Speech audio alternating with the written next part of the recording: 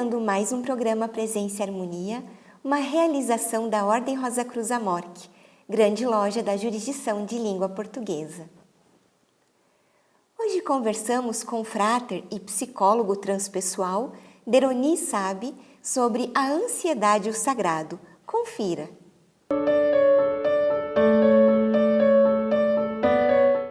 Frater Deroni, que bom recebê-lo mais uma vez aqui no programa Presença e Harmonia. Muito obrigada. É uma alegria, Soror Vivian.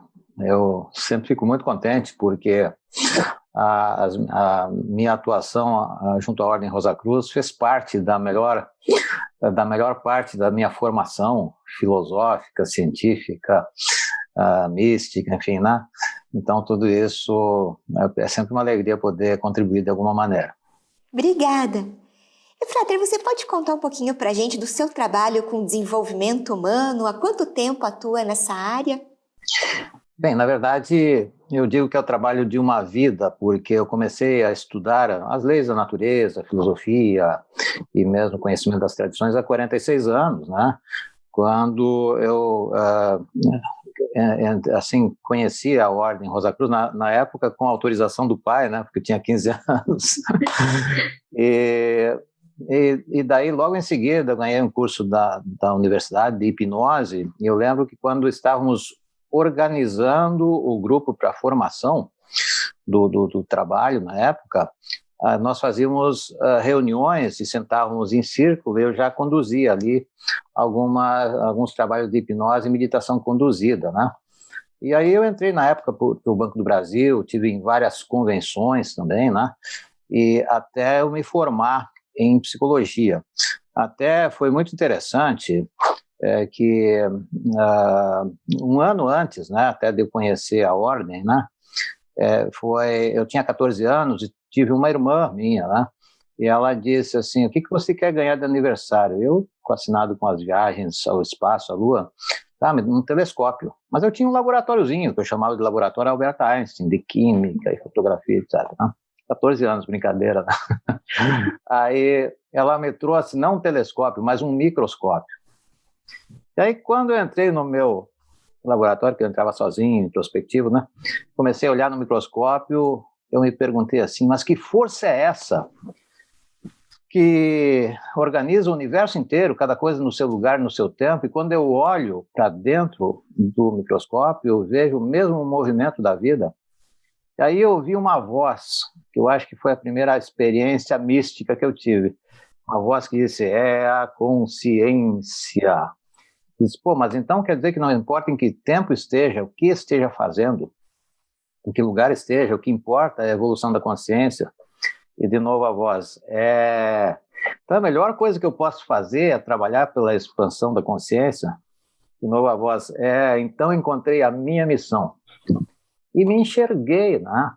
Me enxerguei, assim, em atividades de autoconhecimento, me cheguei junto a 2.000 pessoas. No ano seguinte teve aí eu fui convidado, entrei para o Banco do Brasil, fui convidado a participar da Ordem Rosa Cruz na época, e eu entreguei para o pai, assina aqui, que é um negócio do colégio lá, ele assinou, e eu entrei. E daí, no ano seguinte, eu estava na Convenção Intermundial Rosa Cruz, na época, né? O Ralph Lewis, né? E foi muito interessante. Bom, e aí eu me direcionei todo para a psicologia, né? Porque aquela visão foi uma definição de propósito na minha vida. Eu continuo hoje, 46 anos depois, aqui trabalhando na mesma direção, né? E então eu me formei depois em psicologia em 1987. E aí eu larguei o Banco do Brasil, decidi assim, trabalhar exclusivamente assim, com a questão da psicologia, daí eu já estava organizando grupos e workshops, né? E em 88, um ano depois, eu fui à Índia no final do ano e fiquei lá 6 meses. Acordava às 5h30, ia praticar meditação das 6 às 7, diversos tipos. E a maior parte do tempo eu fiquei assim num trabalho de meditação, desenvolvimento, em vários ashrams que eu conheci por lá, né? E, enfim, nesse período todo eu fui fazendo uma série de pós-graduações, abordagem holística, psicologia transpessoal, hipnose, fiz muitos cursos, neurolinguística, neurosemântica, avatar e por aí foi, né? Então, essas diversas abordagens, elas foram se somando ao que eu já conhecia. E eu vejo que sempre tem um direcionamento para a espiritualidade. Então, o que eu mais gosto é esse trabalho de ver que a nossa existência, e mais tarde eu vim fazer também algumas formações em constelações familiares, né? Então, parece que tudo isso vai completando, porque eu vejo que o ser humano é tão complexo que nós sempre temos o que aprender e reinventar até. Veja a época que nós estamos vivendo hoje, né? Então, nós precisamos reinventar a nossa linguagem, a nossa forma de nos comunicar e por aí vai, né? Com certeza. E, Frater, qual que é a importância de compreender e lidar bem com a ansiedade no mundo em que vivemos? Pois é, hoje nós podemos dizer que, digamos, nesse momento que nós estamos vivendo, principalmente da pandemia, né? E nas quarentenas, tudo isso, a ansiedade aumentou muito. Já havia uma estatística que o povo brasileiro é um dos países mais ansiosos do mundo, chega perto de 10%. Isso falando em ansiedade grave. Porém, nós sabemos que, principalmente nesses últimos tempos, aumentou muito a ansiedade, não só a ansiedade, como os conflitos de casais, a violência doméstica, e tudo isso está relacionado com a ansiedade, né? Então, a ansiedade, ela é um sentimento muito relacionado com o medo, né? E ela acontece sempre que nós ficamos inquietos quanto ao futuro, né? E eu até lembro que eu lancei um livro em 1999 falando de inteligência emocional e autoestima, mas a ansiedade é uma parte importante da inteligência emocional, porque ela se relaciona com as emoções básicas, né? O medo, a raiva, a tristeza, né? Tudo isso. A minha atenção, assim, tem se voltado cada vez mais para a inteligência espiritual também, né? Sim? Certo.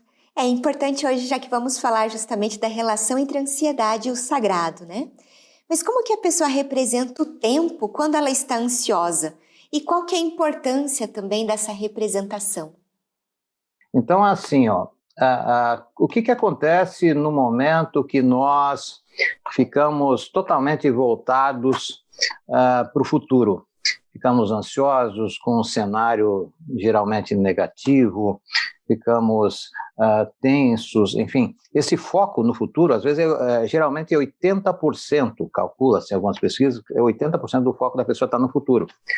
Aí sobra pouca atenção para o momento presente, né? Sobra pouca atenção para o momento presente, a gente pode dizer assim que a gente fica com 10% da atenção no presente e 10% no passado.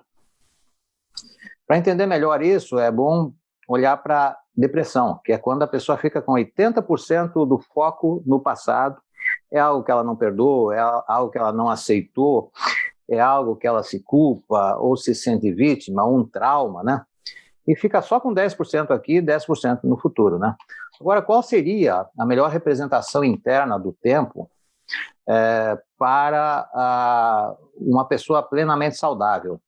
Seria assim, 10% da atenção para o passado, 20% da atenção para o futuro, porque o para-brisa precisa ser maior do que o retrovisor, né?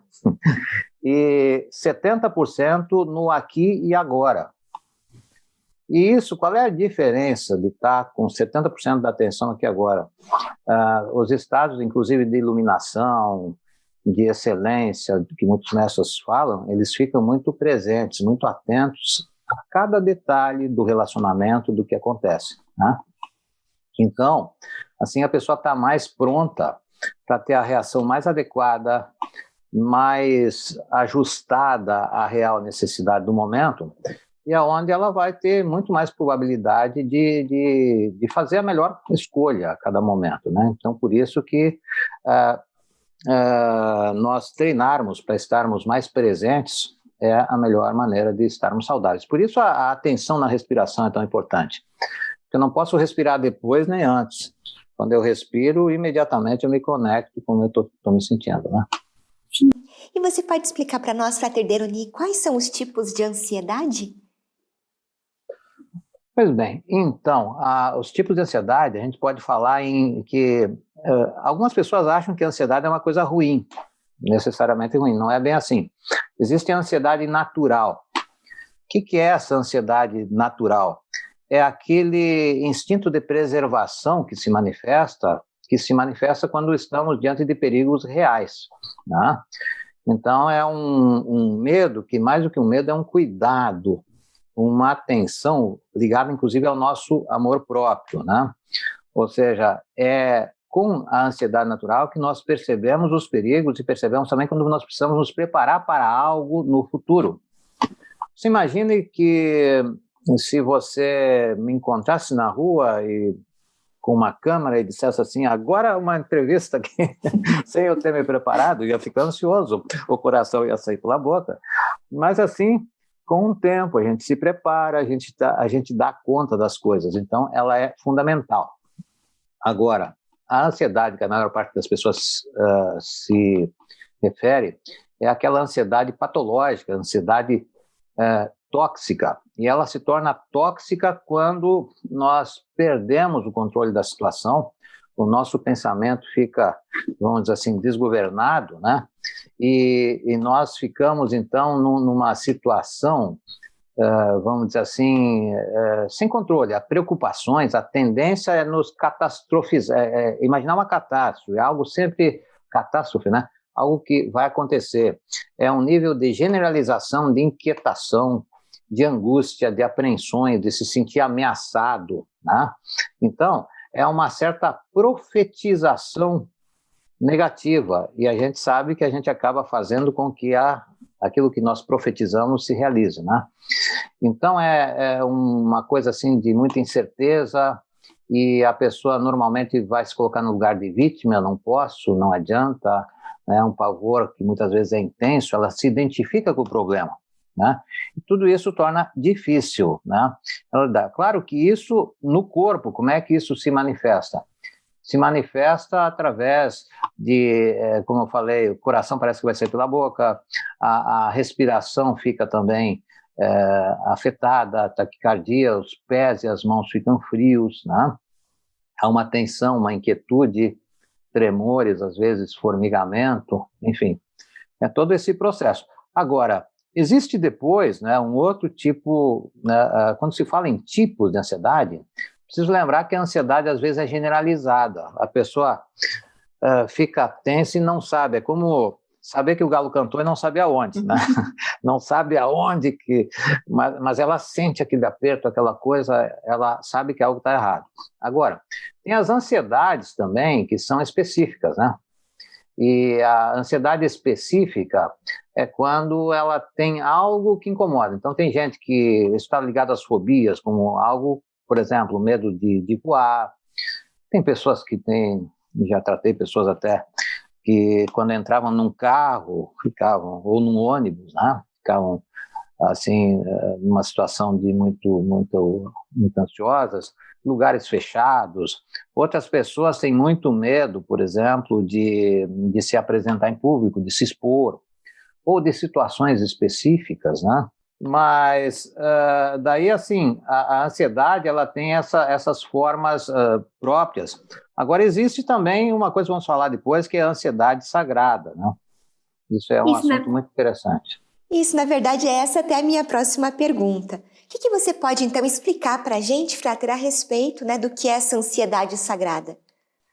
Então, a ansiedade sagrada eu diria assim, numa linguagem mais até mística, é um impulso do nosso eu interior em busca de uma melhoria contínua, né?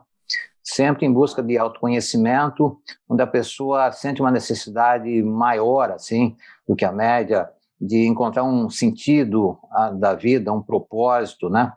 E ela se preocupa em saber da onde nós viemos, quem nós somos, para onde vamos. E aí a pessoa vai ter uma série de preocupações ligadas às grandes questões da vida, né? Como é que, com a finitude da existência, com a transcendência, com a própria consciência cósmica. E Nessa medida, então, que a gente reconhece o sagrado em nossa vida, como o Frater estava comentando, isso nos ajuda a superarmos a nossa ansiedade tóxica? Sim, exatamente. O que acontece é que quando a pessoa não dá atenção a esse seu sentido sagrado, ao seu eu interior, vamos dizer assim, daí a ansiedade ela tende a aumentar. Eu verifico isso muito claramente, né, que com clientes que não dão atenção à espiritualidade, daí a ansiedade parece que toma um vulto muito maior. Mas por que é importante assim a pessoa desenvolver essa a conexão com o sagrado, essa consciência do sagrado? Porque daí ela se dá conta, né? Ela se dá conta que ela faz parte de um todo maior, ela se dá conta que existem leis naturais, ela se dá conta da impermanência também, ela percebe que ela é parte de um processo que também tudo muda, né? Então, nesse sentido, a gente percebe que a pessoa que dá mais atenção ao sagrado, ela tem mais fé também, né? Então, nesse sentido, a fé, nós podemos entender que é um fator que estimula a tranquilidade nas pessoas? Sim, porque a ansiedade, a gente pode dizer que é uma forma de fé, né? Só que é uma fé focada no negativo, num panorama negativo, num cenário negativo, no medo, né? Então, neurologicamente, é um tanto parecido, só que a fé, quando é uma fé de ordem assim espiritual, ela foca na esperança, ela foca em renovação, ela foca numa existência com maior significado, né? Então, a fé é quando a gente acredita em algo positivo, mesmo que a gente não tenha essa manifestação. Vamos dar um exemplo assim, Nelson Mandela, mesmo preso, né? Ele tinha uma fé em algo que vinha do futuro, né? Tanto é que ele foi se preparando para aquilo, né? E tanto é que depois teve um papel fundamental assim na paz na África, né? Então Gandhi também é outro exemplo de uma pessoa que tinha uma fé extraordinária, né? Então, quando a pessoa tem essa fé, isso aumenta o seu sentido mais ligado à espiritualidade e neutraliza as preocupações com as pequenas coisas, né? Que, né, tem até aquela historinha que uma vez eu contei, né, que diz, perguntaram a um homem muito sereno, muito tranquilo, qual é o segredo da sua serenidade? Ele disse, eu vivo segundo dois princípios. O primeiro é não te aborreça com as pequenas coisas. E qual é o segundo? Todas as coisas são pequenas, né? Então, a maneira com que a gente olha muda, né? Muda o foco, o jeito que a gente olha, nossa maneira de perceber as coisas, né? E a fé, a gente sabe que na medida que a gente aprende a confiar na gente mesmo, e até a fé como uma referência, nós vamos construindo uma convicção, que daí nós vamos, digamos, tendo aquela convicção com base na própria experiência. O Frater agora há pouco falou, né? Nós falamos sobre ansiedade sagrada, sobre ansiedade tóxica, né? Mas de que maneira o sagrado pode auxiliar nessa sensação de angústia? A fé ela vai estimular a nossa tranquilidade na medida que nos faz acreditar mais em nós mesmos, nos reconectar com a essência em um propósito maior. E aí você me pergunta, né, se a sensação de angústia, né, as maiores angústias que nós temos está ligada à ilusão da separatividade. O Pierre Weil falava muito nisso, né? Nós nos imaginarmos separados como não tendo nada a ver com nada, quando na verdade nós estamos todos ligados, né? E o que acontece com outro ser humano do outro lado do mundo me afeta de alguma maneira, sim, né? Então a percepção do sagrado nos mostra que tudo está ligado a tudo, que também existe uma impermanência, né? E que assim nós podemos acreditar que as noites escuras da nossa alma, né, têm o seu tempo de se transformar na aurora dourada, quando nós temos a postura adequada, alinhada, né? Que os invernos também tendem a ir para a primavera, ou seja, a esperança ela fica implícita nesse processo, quando então nós nos conectamos com a ansiedade sagrada, né? E que dicas o Frater tem para neutralizar a ansiedade e fortalecer o nosso equilíbrio emocional? Bom, então, o que nós recomendamos? Bom, tem uma série de dicas. Primeira coisa é cultivar um hábito de estarmos presentes o tempo todo, né? De perceber, claro, o passado como as referências que nós temos na nossa existência, mas também focar o futuro de uma maneira assim conectada, buscando princípios, propósitos, essas relações que nós temos com os valores, né? E também procurar cuidar da alimentação, das coisas básicas, né?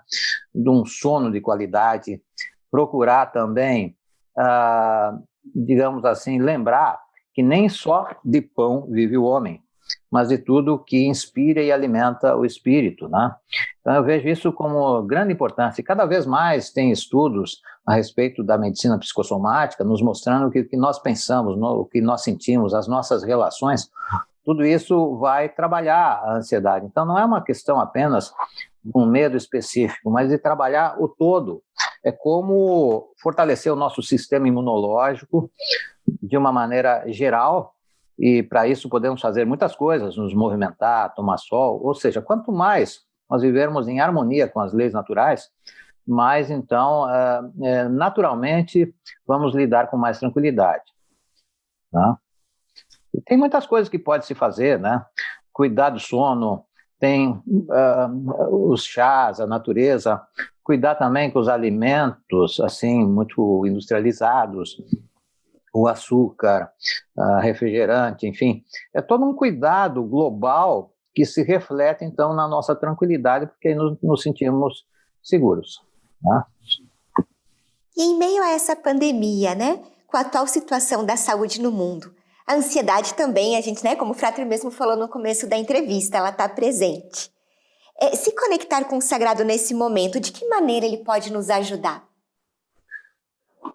Então, eu acho que justamente nos lembrando, eu falei há pouco, né, eu acho que adiantei um pouco o assunto, né, questão do sistema imunológico, né, porque lembrar que o sistema imunológico não é só uma questão de uma vitamina D, que é muito bom, né, não é só uma questão de manter a nossa estrutura física, mas essa estrutura mental e emocional, e estar atento aos propósitos, não apenas de uma vida inteira, mas os propósitos de cada dia, viver cada dia na sua inteireza, né? Então, eu acho que para isso também é muito importante a prática da meditação. Algumas práticas, como dormir em horas adequadas, né? A meditação, a reflexão, boas leituras, se a gente cuidar um pouco o foco também, para a gente não ficar excessivamente preocupado com questões, né, porque existe na mídia uma tendência de nos puxar muito para o aspecto negativo, né? Enquanto que a gente pode também focar, puxa, quanta gente está se recuperando, tá se melhorando, né? Então, isso é algo que muitas pessoas não se dão conta, que nós temos uma ecologia interior também, né? E essa ecologia interior, ela é a sintonia do que eu penso com o que eu sinto, com o que eu, de alguma forma, também falo e faço. Então, a consciência das palavras. Então, as coisas que eu recomendo, é claro que eu trabalho com hipnose, eu trabalho com neurosemântica, trabalho com a psicologia transpessoal, e eu procuro auxiliar as pessoas a se conectar com essas práticas, né? Porque isso ajuda bastante também. Eu até comentei contigo, né, que eu tenho um e-book que eu desenvolvi de 36 páginas, onde dá 24 recomendações que a gente pode ter para cuidar da ansiedade. E eu dei uma resumida rápida, assim, né?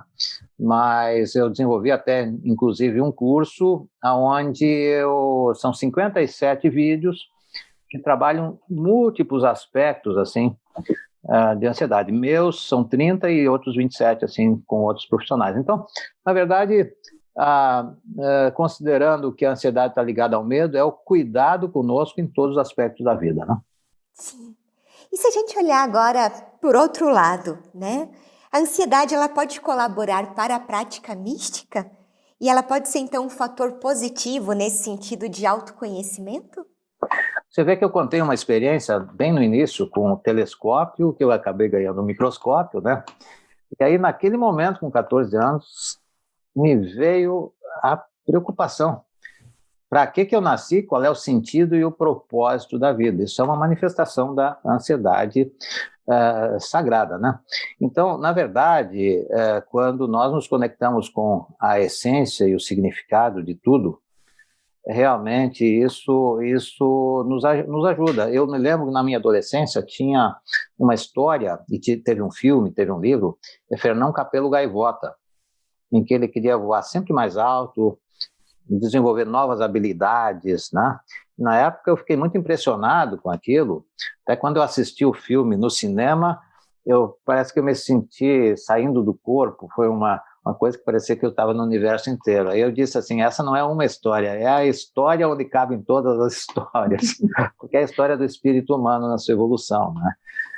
Então, com certeza, essa busca de querer saber um pouco mais, de querer saber de onde vemos, até tem um jeito engraçado do Woody Allen costuma dizer assim, que são 4 as perguntas mais importantes da humanidade: de onde eu vim, quem eu sou, para onde vou e o que nós vamos jantar hoje à noite. É uma forma de dizer que a gente tem que dar atenção também às coisas mais básicas, senão não tem como ter energia para as grandes questões da vida, né? Sim.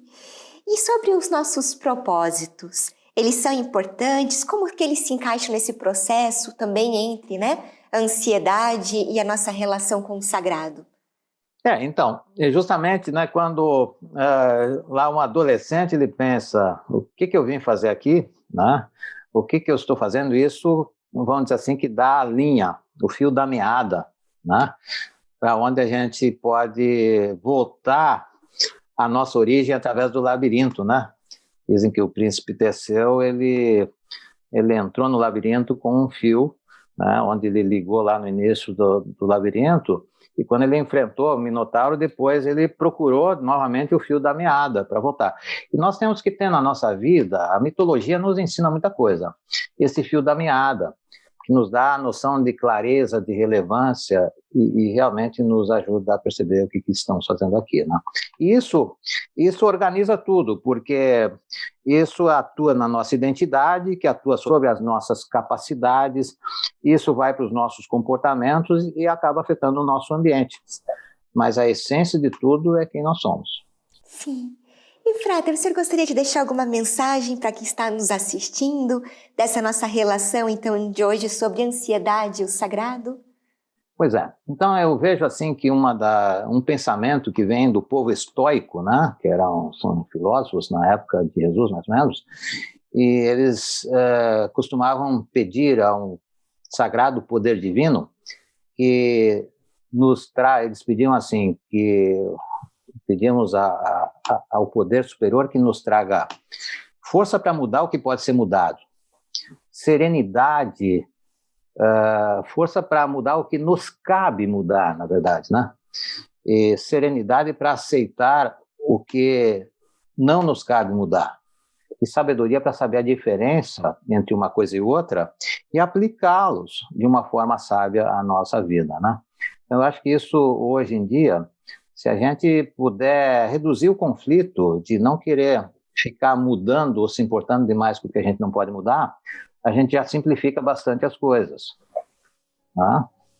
Então, Sim. É isso que eu desejo. Eu desejo que nós nos tornemos cada vez mais a transformação que desejamos para o mundo, como o Gandhi costumava dizer. Agradeço pela oportunidade e admirarei sempre esse trabalho que vocês, que todos nós fazemos, né? Mas que a Ordem Rosa Cruz faz, né? E agradeço pela oportunidade, estou à disposição para outros momentos que for necessário. Imagina, Frater, somos nós que agradecemos, né? Muito obrigada. Eu agradeço. Aproveito para lembrar do nosso e-mail presençaharmonia@morte.org.br É muito importante para nós essa via de comunicação que nós temos com você que nos assiste. Agradecemos a participação conosco hoje e até o nosso próximo encontro. Paz profunda!